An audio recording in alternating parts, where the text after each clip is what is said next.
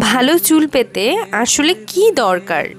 সুন্দর, ঘন আর স্বাস্থ্যোজ্জ্বল চুল আমরা সবাই চাই। কিন্তু শুধু দামি শ্যাম্পু বা সিরাম ব্যবহার করলেই কি ভালো চুল পাওয়া সম্ভব?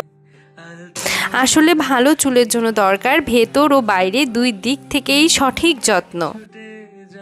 দরকার সঠিক পুষ্টি, প্রতিদিনের খাবারে পর্যাপ্ত প্রোটিন, আয়রন, জিঙ্ক, ভিটামিন ও স্বাস্থ্যকর ফ্যাট রাখার চেষ্টা করুন।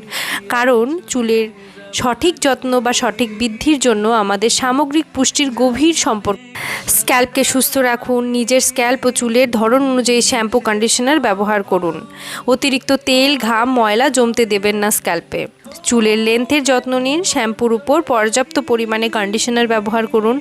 ভেজা চুল অতিরিক্ত টানাটানি করবেন না।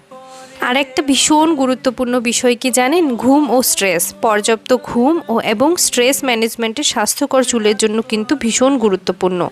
সঠিক খাবার খাবেন, স্বাস্থ্যকর স্ক্যাল্প, সঠিক কেয়ার করবেন, নিয়মিত যত্ন নেবেন, সুন্দর ও স্বাস্থ্যকর চুল কিন্তু আপনারা পেয়ে যাবেন।